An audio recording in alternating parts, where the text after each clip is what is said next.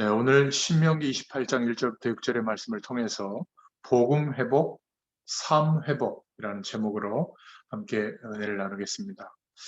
어, 많은 사람들이 이렇게 바이러스 때문에 한 2년 넘게, 3년째 이렇게 어려움을 당하다 보니까 좀 영적으로 힘든 분들은 굉장히 힘들어하는 그런 모습들도 보게 되고요. 또 자영업을 하시는 분들이나 또 직접 산업을 하시는 분들은 굉장히 큰 경제적 손실도 오고 그래서 모든 부분에 영향을 주는 것 같습니다. 우리가 문제와 어려움이 올 때 우리는 참 낙심할 수도 있는데 하나님이 살아계시고 또 우리를 인도하시는 방향이 분명한 것을 우리가 알고 있다면 어떻게 이 문제를 해결할까? 그 방법을 찾는 것보다 하나님께서 이 문제 가운데 어떤 계획을 허락하셨을까? 이것을 찾는 것이 중요합니다.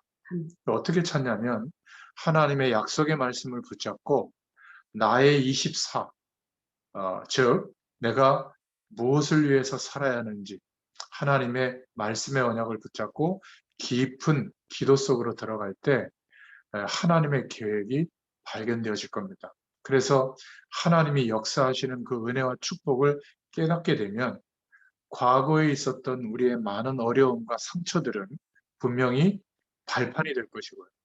또 우리가 노력해도 안 되는 그런 기간도 있습니다. 마치 이스라엘 백성들이 광야의 길을 반드시 통과해야 될 그런 시기가 있거든요.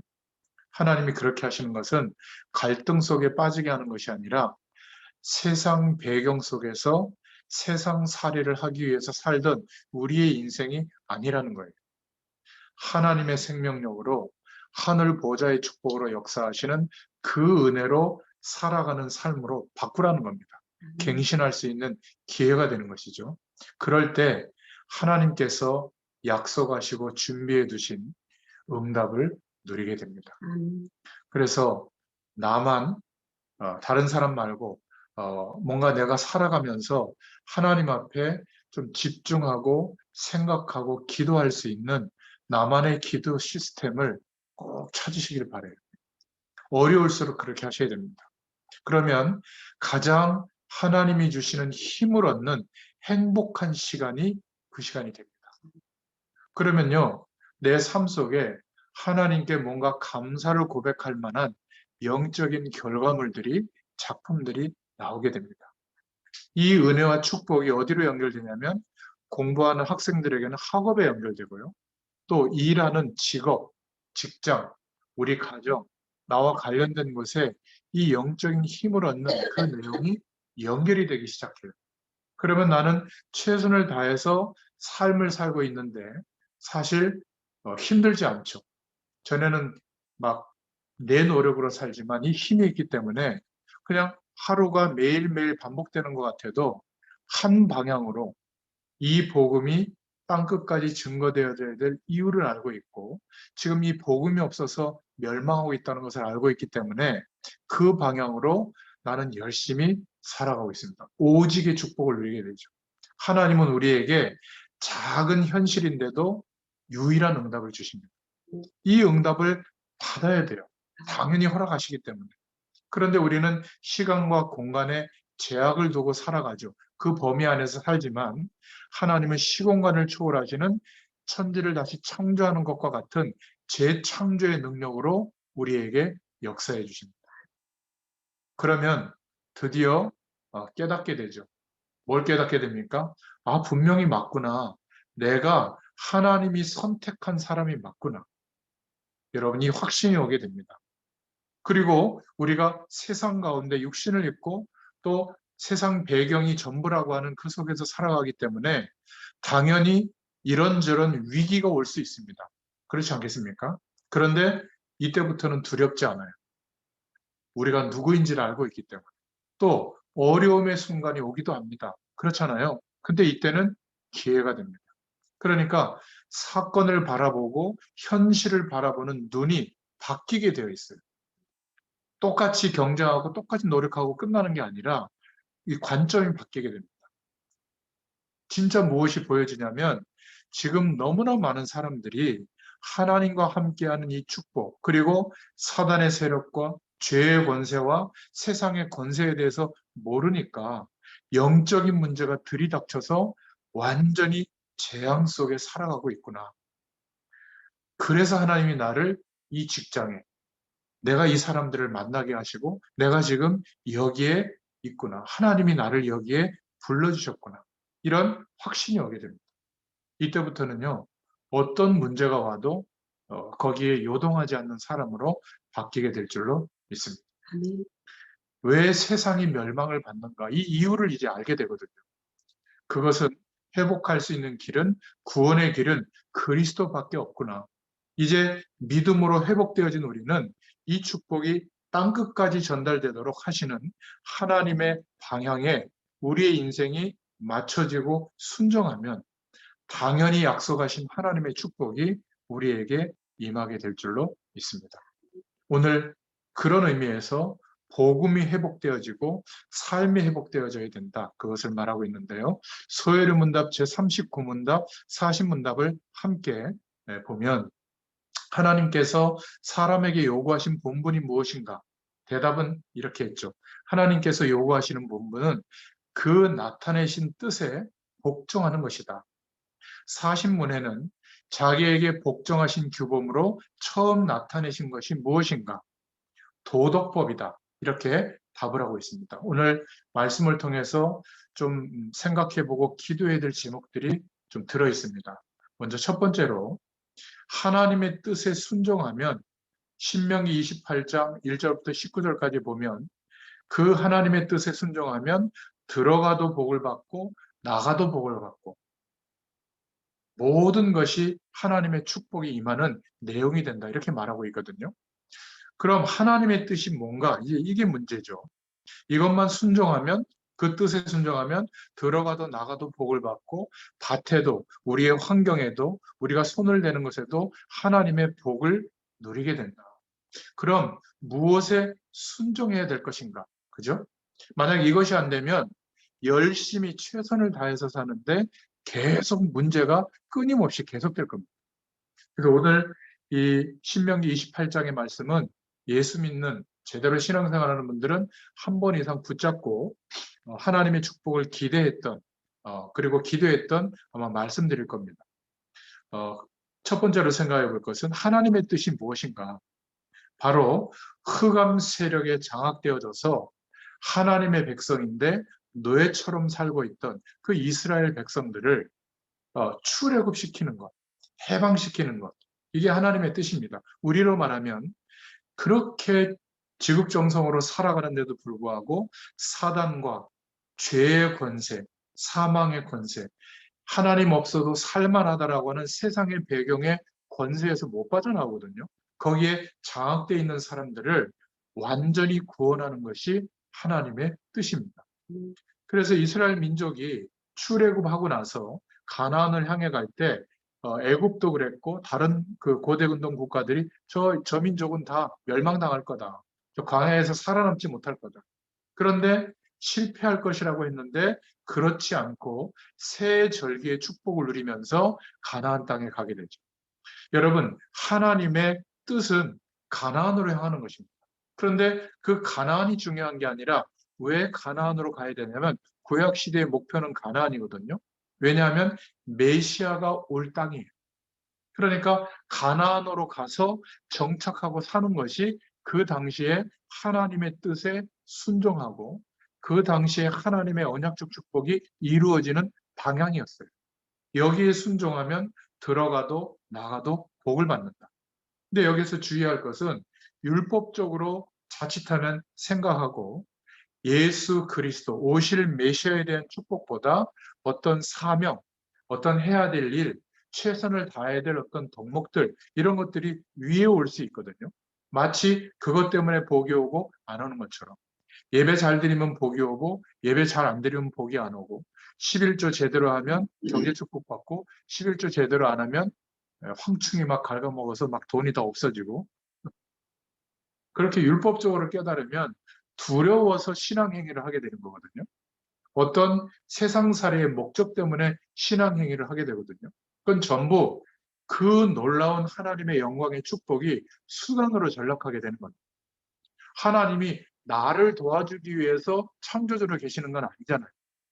내 어려움을 해결해 주려고 시녀처럼 내 옆에 계시는 게 아니잖아요. 그죠? 하나님께서 인간을 창조하실 때 작정하신 그 놀라운 영광의 축복을 우리에게 경험하게 하시고 체험하고 누리게 되도록 예수 그리스도가 아니면 안 되기 때문에 복음을 허락해 주셨고, 하나님이 말씀으로 약속하신 모든 축복을 누릴 수 있는 유일한 길, 하나님이 원하시는 그 방향에 우리의 인생을 맞추는 겁니다. 구약 시대에는 가나안으로 가는 거죠. 신약 시대에는 땅 끝까지 가는 겁니다. 복음이 전달되어지고. 그래서 왜 가나안으로 가야 되냐면 메시아가 오셔야 되기 때문에 오실 그 땅에 가서 정착하는 것이 약속을 성취하는 거였어요. 그분이 오셔야, 예수 그리스도께서 오셔야 땅끝까지 복음이 증거되어질 하나님의 능력이 나타나잖아요. 이 일에 순종하면 들어가도 나와도 복을 받는다. 내가 이 일을 하든 또 어려움을 겪고 있든 또 쉬고 있든 열심히 도전을 하고 있든 그 모든 것이 이 하나님의 뜻에 순종하는 방향 속에서 되는 일이라면 모든 것이 하나님의 주권적인 역사 속에서 축복이 될 줄로 믿습니다. 하나님이 뭐라고 축복하시냐면, 두 번째로 하나님의 복은요, 모든 민족 위에 뛰어난 자가 되도록 하겠다. 이 하나님의 뜻에 순종하면 모든 것을 축복하겠다고 하셨는데, 이 하나님의 뜻에 순종하는 방향과 빗나가고 세상살이를 위한 편안한 삶을 살기 위한 신앙행위라면 열심히 신앙생활해도 신명기 28장 그 후반부 19절까지 읽어보면 실패하게 됩니다. 이게 너무 안타까운 거죠. 하나님의 뜻에 붙들림 바 되어져서 순종하면 그 성에도 들에도 3절에 보면 데리고 있는 짐승에게도 복을 내리겠다.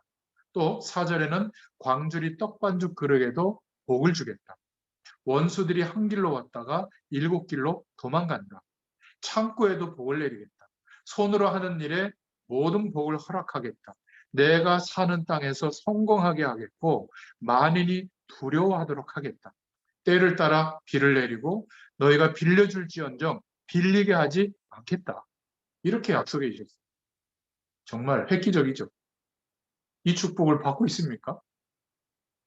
이것은 당연히 받아야 될 축복이에요. 그리스도 안에서 구원받은 우리가. 근데 문제는 돌이켜서 하나님의 뜻, 거기에 순종하는 인생관이 아닌 거예요. 자녀를 놓고도 우리는 부모기 때문에 늘, 그 사람 만나면 안 된다. 적어도 이런 사람하고 결혼해야겠다. 성격이 좋고, 예배당에도 가서 예배 잘 드리고, 그런데 연봉도 좀 높고, 대머리는 안 되고, 피부색 까마면 안 되고, 흑인은 안 되고, 꼭 한국 사람이어야 되고, 뭐 그렇게 조건이 많은지 모르겠어요. 안 되는 게 너무 많은 겁니다. 애들이 무서워서 그렇다고 또 막 허용할 수도 없고 말이에요. 그러니까 오늘 말씀을 좀 잘 들어보세요. 하나님의 뜻에 순종하지 않으면 계속 문제가 온다. 이게 오늘 성경 말씀이에요. 근데 하나님의 뜻에 순종하면 당연히 약속된 이 축복이 온다. 이 중요한 언약 하나 때문에 땅도 저주받고 하는 일마다 저주를 받는다. 그 언약을 놓치면. 이 중요한 언약 하나 때문에 하나님이 이렇게 하시겠다고 분명히 말씀하고 있는 겁니다. 올해는 제가 약속합니다. 이 하나님의 뜻에 저와 여러분들이 순종하고 방향 맞추면 당연히 많은 축복이 올 줄로 믿습니다. 많은 힘을 내서 열심히 할 필요는 없어요. 당연한 축복이기 때문에. 하나님의 뜻에 순종하는 그 방향을 놓치면 이 당연한 축복을 못 받는 거예요. 아무리 노력해도 오지 않습니다. 여러분, 건강에 대한 지식, 운동, 노력 아무리 많이 해도, 그래서 실제로 몸이 건강한데도 하나님이 내 건강한 몸에 복을 내려주지 않으면 건강한 상태가 저주가 될 수 있어요. 힘이 넘쳐가지고 막 실수할 수도 있고요. 그럴 수 있습니다. 오히려 막 오판할 수도 있고, 나는 면역력도 강하고 막 근육량도 있고 힘세가지고 말이지. 뭐 백신 주사 안 맞아도 되고 말이야. 괜찮다고. 근데 그런 분들이 걸리면 뭐 감기 독감이 아니라 막 심각한 상태로 갈 수 있잖아요. 우리는 그냥 사회적으로 상식적으로 필요한 것들은 해 나가면 돼요. 그것을 거절할 때가 있어요. 그 모든 내용이 우상을 숭배하는 것, 하나님을 거절하고 세상의 기준이 전부라고 생각하도록 만드는 방향이라면 그때는 생각해 봐야 되지만, 아니, 차를 운전하면서 교통법규 지켜야죠. 믿습니다 하고 빨간불일 때 가보세요. 교통사고 나서 죽을 수 있습니다. 그렇지 않겠어요? 학생이 공부하는 건 당연하죠. 직장에서 성실하게 일하는 건 당연하죠. 그렇지 않고도 하나님의 복을 받을 수 있다. 그건 억진 겁니다. 그죠? 그런데 중요한 것은 하나님이 우리에게 약속하신 축복은 처음부터 허락하신 복음이에요. 하나님을 떠난 그 순간부터 하나님께서 오실 메시아의 약속을 여인의 후손을 보내겠다. 약속해 주셨죠. 그리고 창세기 12장 1절부터 3절에 그 약속 붙잡는 사람을 아브라함처럼 축복하시겠다고 성경은 말하고 있습니다. 너를 복의 근원이 되도록 하겠다. 이게 무슨 말이죠? 하나님께 해당되는 단어예요. 근원. 복이 시작되는, 하나님이 약속한 이런 복들이 시작되는 출발점이 되도록 하겠다. 그리고 마지막 때까지 그 복이 이루어지도록 보장하겠다. 그 말이에요. 이것을 보고 언약적 축복이라고 하는데, 복을 받는 정도가 아니라 복의 근원이 되는 아예 정체성과 신분을 그렇게 축복하신 겁니다. 너로 말미암아 열방이 이 복을 받도록 하겠다. 우리가 선교하고 전도하는 게 아니라 우리의 인생을 그렇게 축복하신 거예요. 그리스도로 말미암아. 그래서 우리가 응답을 받는 정도가 어느 정도냐면 다른 사람이 볼 때 대표적인 축복이 임하도록 약속하신 거예요. 그리고 너를 창대케 하고 너로 뛰어나게 하겠다. 시대적인 축복까지도 약속해 주셨죠. 너를 통해서 후대가 이 복을 받고 이 복의 유업을 이어가도록 하겠다. 기념비적인 축복을 약속해 주셨습니다. 그래서 저는 창세기 12장 1절부터 3절을 언약으로 붙잡고 있거든요. 여러분들도 동일한 은혜가 임하기를 축원드립니다. 아무도 막을 수 없는 축복이기 때문에 이 축복은 불가항력적인 축복이다. 건강이 이 축복을 가로막을 수도 없고요. 우리를 위협하는 사람들이나 환경이나 세상의 조건들이 이 하나님의 약속된 축복이 성취되는 것을 방해할 수가 없는 복을 우리가 받은 겁니다. 너무 감사하죠. 자, 그런데 두 번째로 우리가 생각해 볼 문제가 하나 있습니다. 40문의 내용인데요. 사람에게 요구하신 처음 나타나신 것이 도덕법이다. 도덕성이라고 얘기했는데 이 소요리 문답은 누가 썼는가가 참 중요한데요. 1600년경에 영국 교회들 전체가 그 의회에서 협의를 해서 회의를 하고 기도하면서 5년 6개월 동안 이렇게 만들어진 것을 헐버트 파머라는 사람이 만들었고 웰리스가 저술한 겁니다. 이들은 종교개혁 후의 사람들이거든요. 약 1617년에 태어나서 1703년경에 죽었으니까 종교개혁 이후에 100년 후에 이 사람들이 태어난 겁니다. 여기서 우리가 생각해 볼 것은 이제 캐톨릭에서 1000년의 그 시간을 보내고 종교개혁이 일어나고 난 뒤에 이제 개신교회들이 시작이 되어졌죠. 그러니까 종교개혁 후에 100년쯤 지나면서 일어난 문제 때문에 이 문답이 지금 들어와 있는 거거든요. 소요리 문답 안에.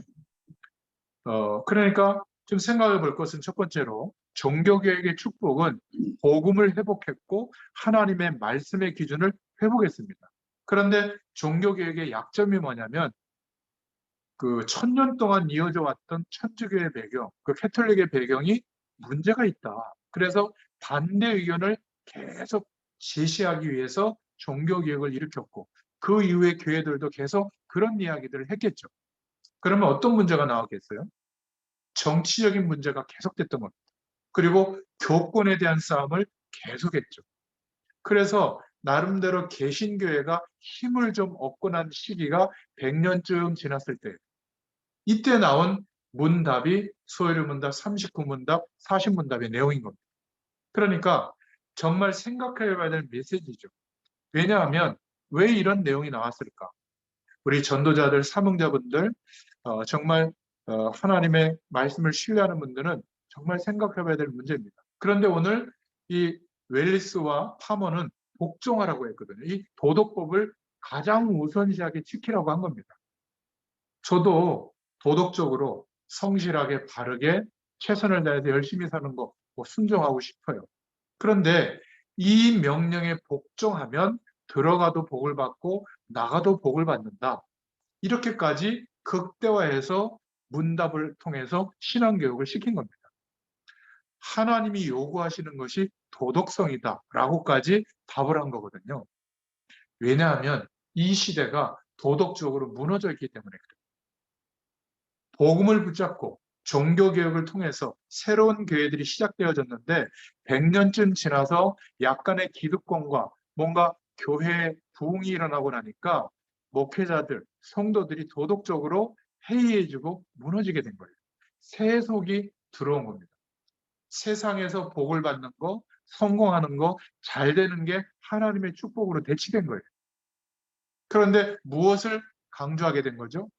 타락하고 뭔가 도덕적으로 문제가 생긴 거에 대해서 이제는 도덕적으로 좀 열심히 최선을 다해서 착하게 바르게 살아라. 이거를 강조하기 시작한 거예요. 그런데 문제는 복음이 계속 제대로 정립이 돼야 되는데 그 부분은 약화되고 도덕이 더 강조되기 시작한 겁니다. 그러면 뭔가 빨리 우리가 깨달아야 되겠죠. 이게 종교회의를 통해서 결정이 된 겁니다. 출애굽 당시도 똑같아요. 출애굽하고 나서 막 어마어마하게 하나님께 영광 돌려드리고 찬양했는데 출애굽해서 보니까 광야거든요. 광야 40년 길을 걸을 때 하나님이 기적적으로 역사했지만 또 사단의 세력이 공격하니까 속게 되고 결국 애굽에 있을 때가 나왔다 하면서 어디서 감춰놨던지 그 귀걸이, 금목걸이 막 이런 거 다 꺼내가지고 그 소를 만들었죠. 우상을 만들어서 금으로 거기에다 막 빌고 절을 하는 겁니다. 그래서 하나님이 모세에게 시내산에서 십계명을 허락한 거예요. 하나님의 언약, 복음을 놓치고 도덕적 부분에 계속 문제가 왔기 때문에 도덕적인 부분을 회복시키는 십계명을 허락해 준 겁니다. 반드시 지키라고 하는 행위 명령이 주어지게 된 거죠. 그런데 문제는 하나님의 오실 메시아에 대한 약속보다 도덕적으로 지켜야 될 계명이 위에 올라오게 된 거예요. 그럼 어떻게 되겠어요? 신앙생활은 열심히 하는데 말씀대로 살려고 하는데 아까 얘기했죠. 하나님의 뜻에 순종하는 모습은 아니에요. 그러니까 최선을 다해서 신앙생활하는데 문제와 어려움은 계속되는 겁니다. 물론 경제적으로도 부유해질 수도 있고 사람들도 많아질 수 있고 또 우리가 건강할 수도 있고 자녀도 잘 될 수 있는데 문제는 하나님의 사랑이 뭔지 몰라요. 아니 세상에서도 이렇게 판단하고 지적하는데 교회에서조차 우리가 교회 가는 이유가 뭐죠? 치유받고 회복하고 하나님의 사랑을 경험하기 위해서 가는 거 아니에요? 그런데 교회에서조차 바리새인들이 복음은 잊어버리고 그리스도께서 오셨는데 그리스도를 바라보지 않고 오히려 자기들이 만든 율법의 틀, 물론 말씀의 기준을 가지고 만들었지만 쉐마, 토라, 탈무드 그것을 종교법으로 만들어서 그것을 안 지키면 사형까지 시켰거든요. 그리고 본인들도 생명 걸고 말씀대로 살려고 노력한 거예요. 그게 바로 율법이라는 겁니다. 그러니까 복음이 희미해져 버리고 예수님이 복음을 말해도 못 알아듣는 거예요. 오히려 성공하고 잘되고 커지고 이런 세상의 논리와 배치돼 버린 겁니다. 이게 굉장히 중요한 얘기예요. 종교개혁 이후에도 똑같은 일이 벌어지게 됩니다. 그래서 신앙의 문답에 그렇게 복음적으로 얘기하면서도 도덕적인 법을 최우선적으로 지켜야 된다는 게 강조되고 있는 거죠. 이걸 이해해야 됩니다. 오늘날 교회도 똑같은 일이 일어나고 있습니다. 예배 잘 드려야죠. 헌금 생활 잘해야죠. 교회에서 정해진 어떤 규칙과 제도, 모임 다 참여하고 열심히 일해야죠. 그런데 그것이 위에 올라와서 그것을 지키면 제대로 된 신자고 그것을 못 지키면 나쁜 신자고 교회 안 나와도 되고 그것을 지켜서 복 받으면 막 간증하고 이건 뭔가 문제가 오게 된 거예요. 세상이 또 교회 안에 들어와서 똑같은 겁니다. 뭘 또 노력을 많이 해야 되는 거예요. 복음의 내용은 그런 게 아닙니다. 믿음의 내용. 그러면 내가 일주일 내내 교회를 중심으로 신앙생활하고 열심히 살아가는데도 힘들지 않아요. 그것이 자원에서 돼요. 무슨 목적과 목표를 위해서 어떤 위치와 단계에 도달하기 위해서 막 무슨 단계를 둬서 훈련처럼 도달하는 게 아니라 기쁨으로 감당이 되는 거예요.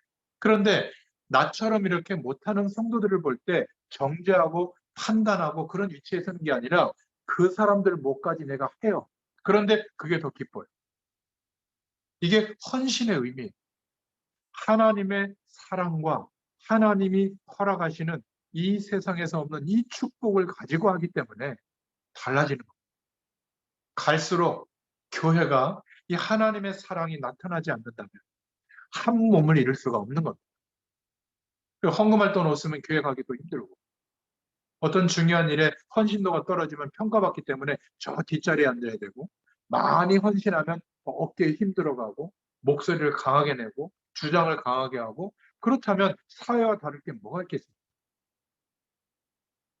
이 말씀을 듣는 여러분들, 건축원금 할 때, 한 1억 이상 할 때 무명으로 한번 해보세요. 한 명도 못 봤어요. 벌벌벌 떨면서 축복기도 받으러 가요. 의미는 있죠. 하나님 앞에서 또 주의 영의 축복권이 있으니까 축복기를 받는 건 의미는 있지만, 우리가 명목적으로 사람들 앞에서 뭐 드러내려고 한 건 아니지만 그것이 목적이라면 별 의미 없습니다. 하나님이 무슨 세금 걷어들이는 분입니까? 아니에요. 하나님은 1초만 역사하셔도 이 지구 전체를 변화시킬 수 있는 분인데, 누구를 통해서? 이게 하나님의 비밀이에요. 하나님의 뜻에 순종하는 자들을 통해서 오늘 신명기 28장의 1절부터 19절에 약속한 말씀이 이루어지도록 하시면서 하나님의 역사가 나타나게 하시는 겁니다. 그래서 오늘날도 똑같이 이 중요한 종교개혁 이후에 신앙고백서를 만드는 이 안에도 벌써 다른 기준이 올라와 있다는 거. 왜냐하면 이 신앙고백서들은, 웨스트민스터 이 소요리 문답은 성경이 아니거든요. 성경을 토대로 기도하면서 제정했지만 이렇게 오류도 있는 겁니다. 약간 인간적이죠. 그러나 우리는 여기에서 중요한 기도 제목을 붙잡아야 되는 겁니다. 그러면 세 번째로, 그럼 우리는 어떻게 해야 될까? 우리는 어떻게 해야 제대로 된 응답을 받을 수 있는가? 먼저 빨리 복음의 축복을 회복하고 누려야 될 줄로 믿습니다. 그리고 동시에 이 복음의 회복을 위해서 기초가 되는 삶을 회복할 수 있기를 바랍니다. 복음을 놓치고 도덕만 붙잡는다면 종교개혁 이후의 시대 교회들처럼, 또 바리새파 교회들처럼 그렇게 될 가능성이 많습니다. 그렇다면 우리는 복음을 회복하고 삶을 회복하는 축복이 있어야 될 줄로 믿습니다. 만약에 삶이 회복되지 않으면 복음을 가지지 않는 사람들에게 시비거리가 돼요. 우리가 소유하고 있는 복음과 이 영적인 축복 때문에 판단받는 게 아니라, 삶이 따라가지 못해서, 삶이 상식적이지 못해서, 사회적이지 못해서, 사회에 참여가 안 돼서 비사회적이라서 시비거리가 되고 율법주의자들에게 이용당하게 되는 겁니다. 우리가 이 복음을 땅끝까지 증거하기 위해서라도 복음과 삶을 동시에 회복해야 된다. 이렇게 기도 제목을 붙잡으시면 되겠습니다. 자, 그러면 복음 회복이 무엇일까? 이 복음은 좀 어디 아픈 게 낫고 문제가 해결되고 이 정도가 아니라, 인간의 근본적인 문제와 세상의 문제가 완전히 해결되는 것을 말합니다. 예수님과 함께 죽고 예수님과 함께 거듭난 생명력으로 사는 인생으로 바뀌는 것을 말합니다. 그래서 모든 문제가 해결된 거예요. 과거와 현재와 미래의 모든 문제는 이제는 바뀌어진 게, 앞으로 다가올 문제까지 해결된 것이죠. 여러분, 늪에 빠져 있는 사람을 그 오른쪽부터 빠졌어, 왼쪽 발부터 빠졌어, 그 생각해서 뒷걸음질 쳐서 나와 못 빠져나옵니다. 계속 빠지는데. 그렇잖아요. 스스로 노력하면 나올 수 있어. 이게 종교거든요. 신앙 행위를 하면 해결돼 안 돼요. 안 되기 때문에 그리스도로 오셔서 재창조의 방법으로 죽으시고 부활하시면서 우리를 구원해 주신 것이죠. 모든 사단과 죄의 권세에서 완전히 뽑아내 주신 줄로 믿습니다. 다 해방되어졌는데 아직 해결되지 않은 게 두 개예요.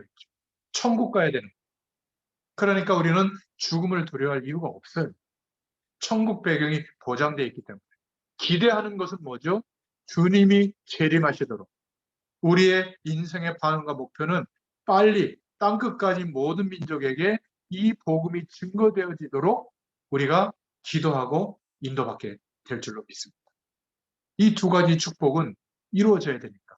그런데 마귀는 속이는 거예요. 마태복음 25장 41절 마지막 때까지 세상의 축복이 전부인 것처럼 속이는 겁니다. 세상살이가 전부인 것처럼 여기에다 자꾸 뭔가를 남기려고 하는 거예요. 우리는 주님 앞에 부름받는 그날 모든 우리의 능력을 소진하고 세계복음화 때문에 소진하고 하나님 앞에 설 수 있기를 축원드립니다. 그래서 우리는 삶을 회복해야 됩니다. 삶을 회복한다고 할 때 이 삶도 마찬가지예요. 한번 네 가지 형태로 설명할 수 있는데 삶은 율법적이에요. 그러니까 막 건강에 대해서도 자녀 교육에 대해서도 또 경제활동에 대해서 이렇게 해야 된다는 그 조건을 철저하게 지키고 노력하는 신앙도 율법적이라면 못 살죠. 얼마나 고통스럽겠습니까?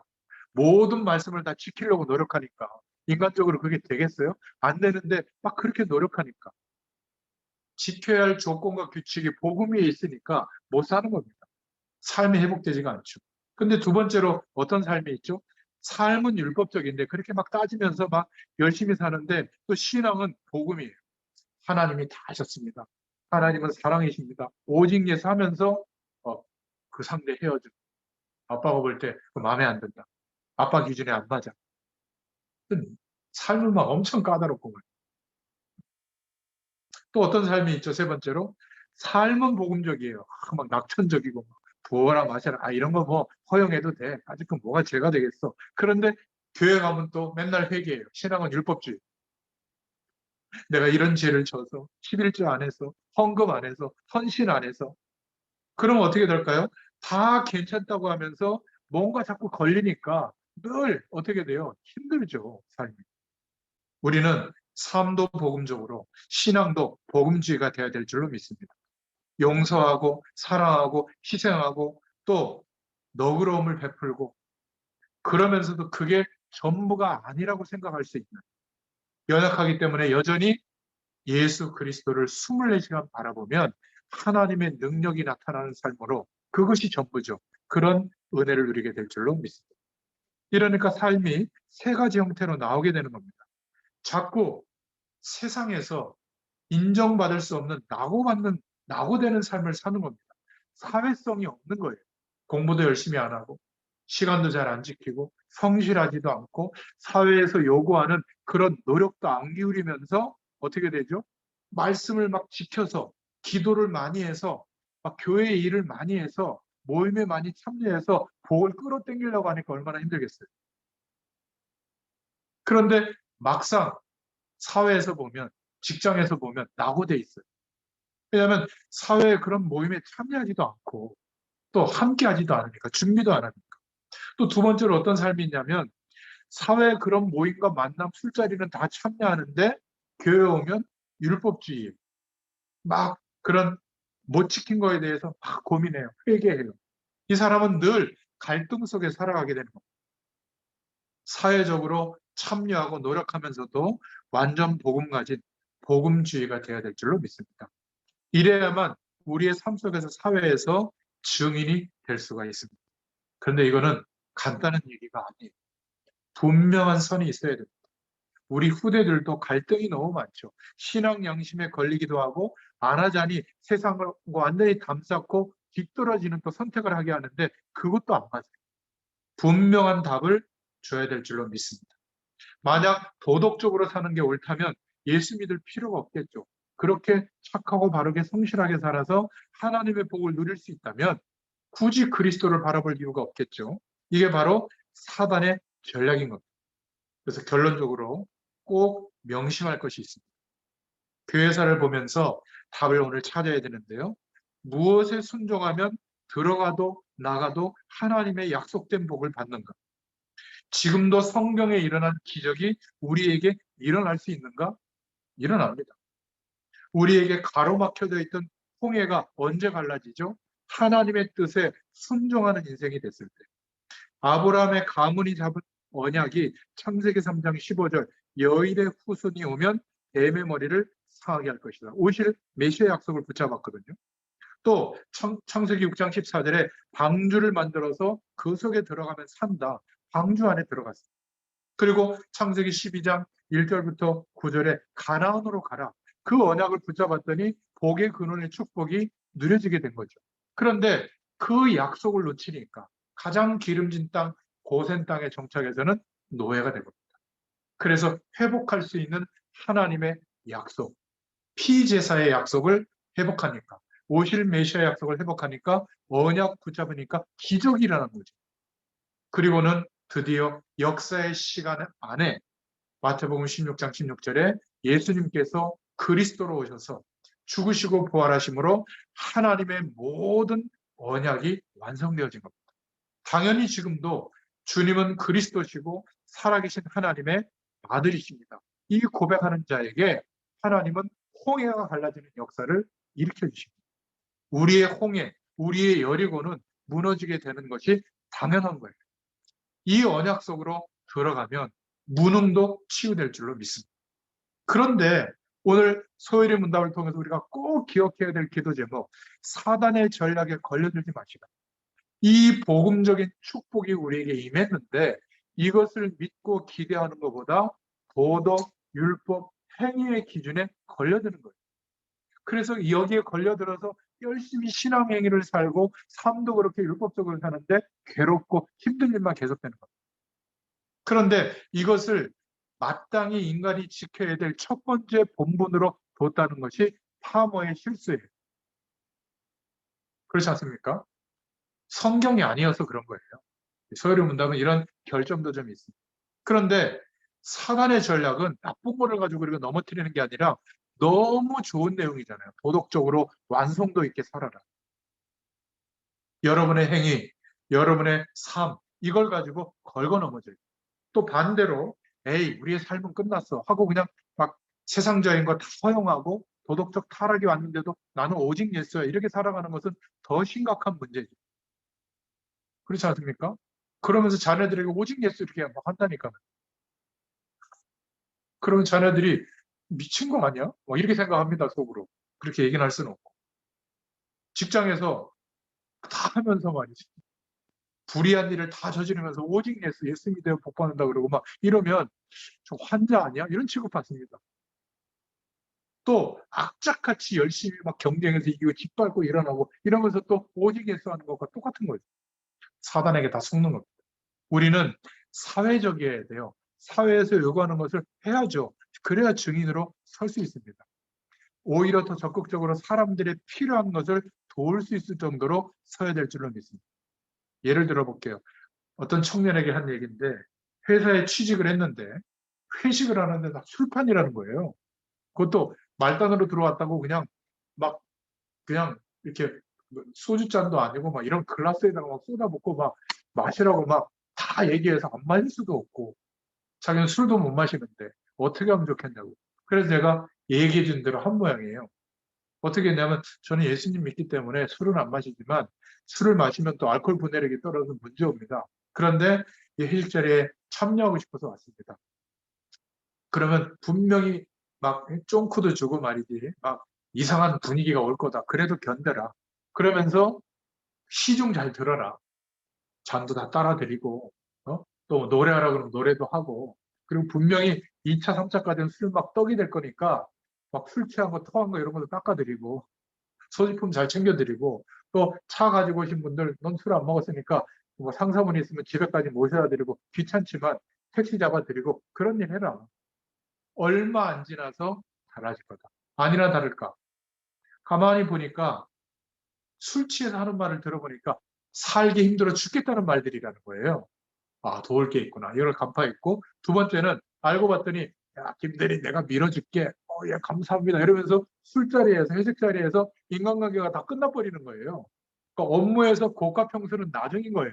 이미 뒤에서 이 인간관계가 다 맺어진다는 걸 좀 보게 된 거예요. 만약 이런 사회적 모임이나 자리에 참여하고 함께하지 않으면 낙오될 수밖에 없겠구나.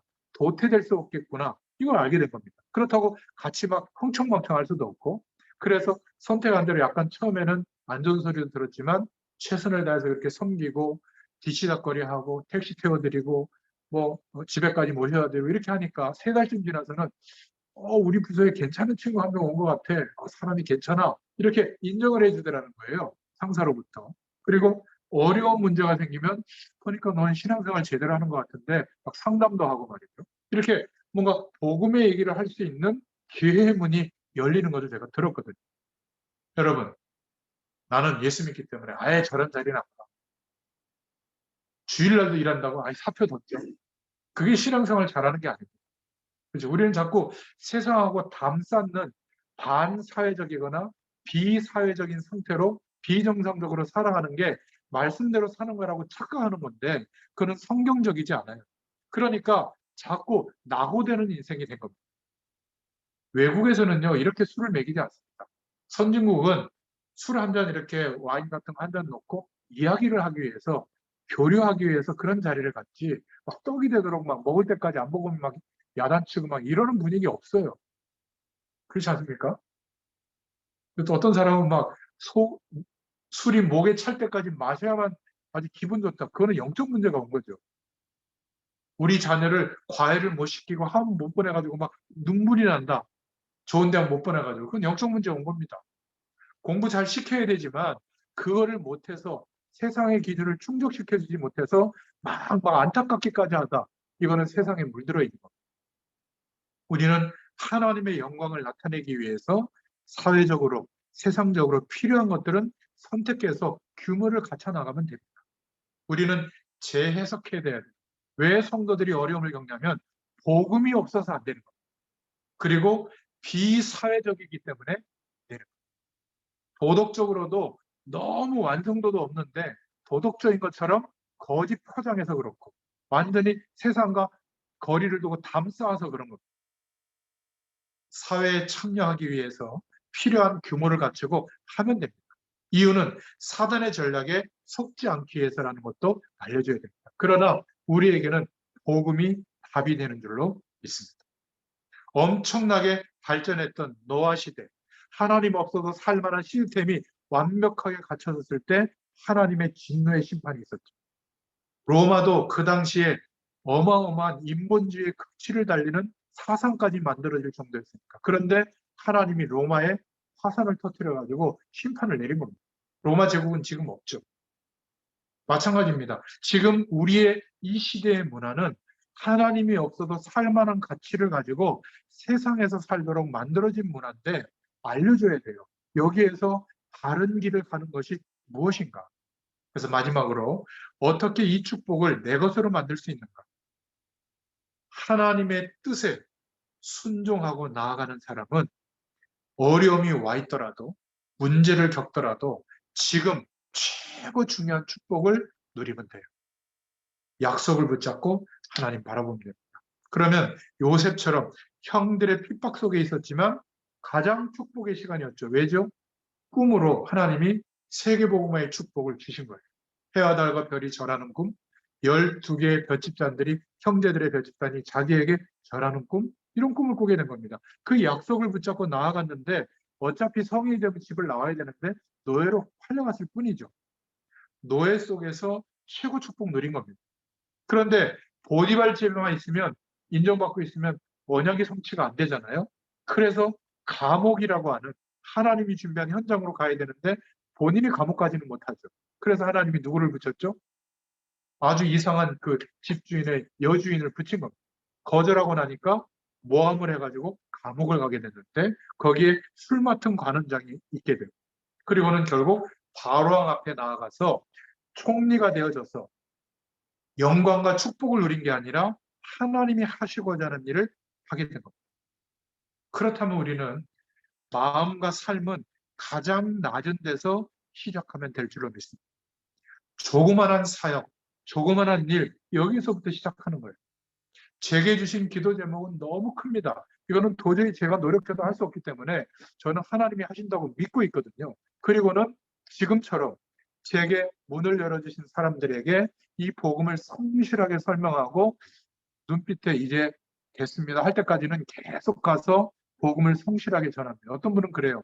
뭐 그렇게 길게 하냐고 한 10분, 20분 하면 되는데 저는 그럴 수가 없어요. 매주 이렇게 신랄하게 전해드리는데도 매주 보면 거의 안 바뀌는 상태에 있다는 걸 제가 눈치채고 있거든요.